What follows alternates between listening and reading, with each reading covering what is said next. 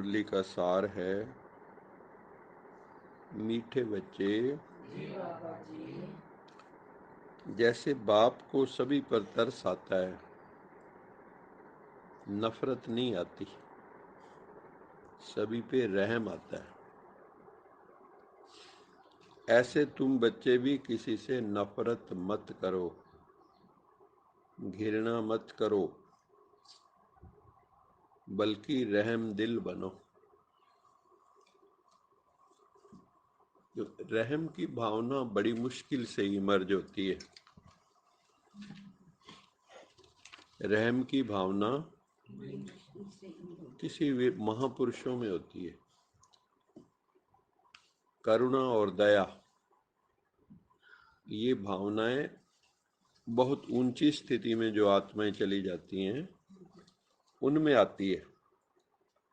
जैसे कोई छोटा बच्चा गलती कर लेता है तो बड़े अगर कोई ऐसी गलती कर ली तो उसके ऊपर नाराज नहीं होते, कहते छोटा नादान बच्चा है, उस पर कई बार रहम आएगा, दया आएगी अगर ऐसा कुछ कर लिया। ऐसे ही महापुरुष जो हैं अन्य आत्माओं को जब देखते हैं दुख में है, शांति में है, पीड़ा में है, रोगग्रस्त है, तो उनके मन में करुणा आती, दया आती है, रहम आता है कि ये भी जो है दुखों से मुक्त हो जाएं, अशांति से मुक्त हो जाएं, ये भी सुख माने, ये भी सुख शांति का आनंद लें, खुशियां आए इनके जीवन में भी, खुशियों के फूल खिले। तो बाबा कहता है कि जैसे आप कुछ भी करो, इवन कई लोग भगवान को गाली भी दे देते हैं, मैंने तुम्हारे लिए ये किया वो किया।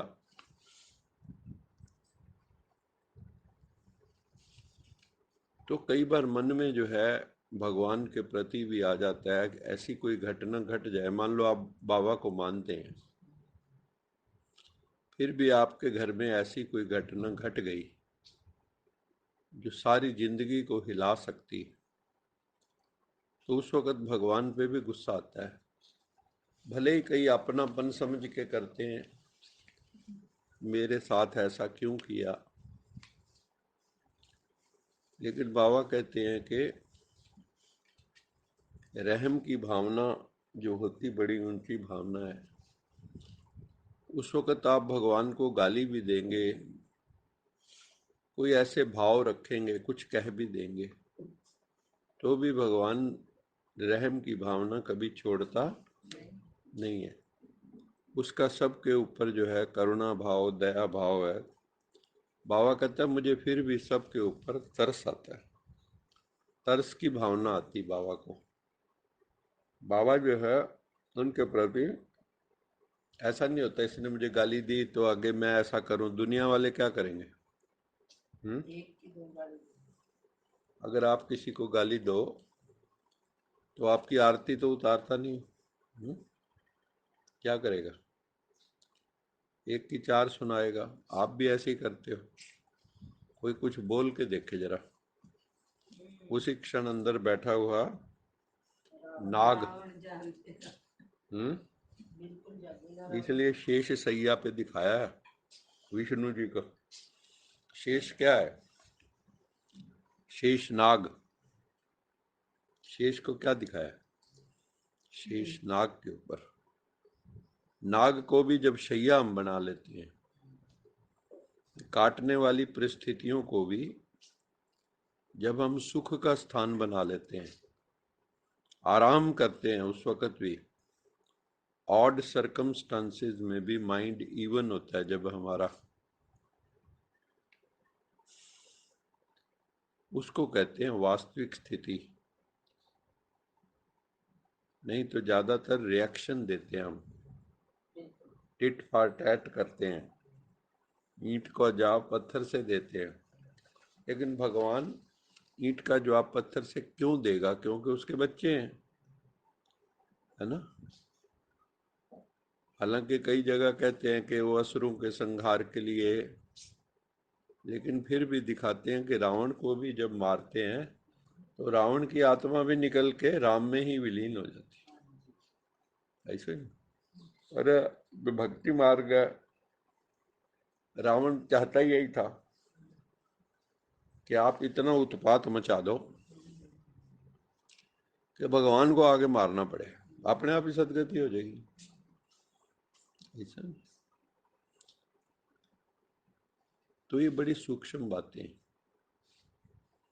इसलिए बाबा कहता है मुझे सभी के ऊपर रहम आता है, तरस आता है, किसी से भी कभी नफरत नहीं आती। जबकि हम लोगों को कोई थोड़ी सी भी बात कह दे, हम उस बात को चुन लेते हैं, और चुन के उसको कोट करते हैं, वर्णन करेंगे उसका, और फिर उस आत्मा के प्रति भी भाव क्या पता सारी जिंदगी के लिए ही बदल दें। ये बड़ा खतरनाक है कि हम किसी के प्रति सारी जिंदगी के लिए एक भाव रख लेते हैं, जबकि हर इंसान बदल रहा है। कोई भी मुरली जो सुन रहे हैं, 10 साल पहले जो स्थिति थी और जो आज है वो सेम थोड़ी है। मान लो आपने उस वक्त कोई भावना बना ली उनके लिए 10 साल पहले वाली, तो आपकी गलत भावना है उसके प्रति, जबकि वो ऐसी आत्मा अब नहीं है।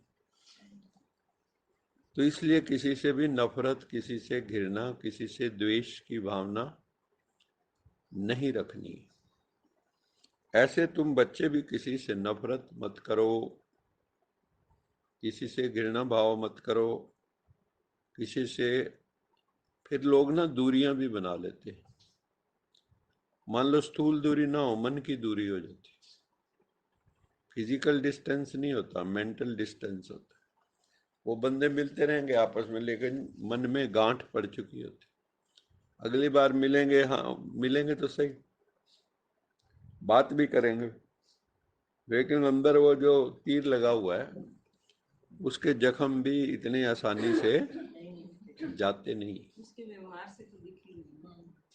तो इसलिए बाबा कहता है किसी से भी नफरत मत करो, रहम दिल बनो, क्षमा कर दो। क्षमा कर सकते हो, नहीं कर सकते, और क्षमा भी ऐसी करो कि इरेज हो जाए मेमोरी। जो बैड मेमोरीज हैं, जो दुख देने वाली मेमोरीज हैं, जो घृणा भाव द्वेष भाव वाली मेमोरीज हैं, वो इरेज हो जाए। उसमें बहुत बड़ा इरेजर चाहिए, स्ट्रॉन्ग पावरफुल। क्षमा सबसे बड़ा इरेजर है। अगर हम किसी को ईमानदारी से क्षमा कर दें, ऑनेस्टी से। कई बार लोग कह देते हैं मैंने क्षमा कर दिया। अगर आपने ईमानदारी से क्षमा किया है तो उसके प्रति पुराना भाव फिर कभी नहीं आएगा, ऐसे नहीं।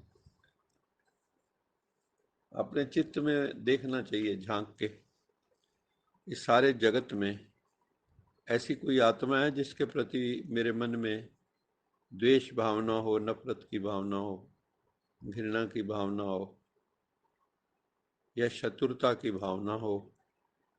ऐसा कोई संसार में है? अगर है तो आपका योग नहीं लग सकता। क्या समझे? किसी के प्रति भी इल विल ना हो। सबके लिए क्या सोचना है? हाँ, सबका भला हो, दुष्ट का भी भला हो, राक्षस दानवों में भी शुभ भावना हो। यही सबको भाव रखना है। सर्वे भवन्तु सुखिनः, सर्वे सन्तु निरामया। ये भावना सबके प्रति रखनी। अच्छा मीठे मीठे सिखिलते बच्चों, मात पिता बाप दादा का याद। गुड मॉर्निंग, गुड नाइट और नमस्ते। सदा रहो कहीं नहीं बन जाओ, बांध लो अपने, चलो प्रभु के। वाहेगुरु जी का खालसा, वाहेगुरु जी की। बोल साचे दरबार की जय। लोका समस्ता सुखिनो भवन्तु लोका समस्ता सुखिनो भवन्तु लोका समस्ता सुखिनो भवन्तु।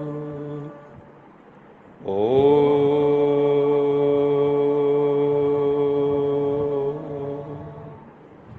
शान्ति शान्ति शान्ति।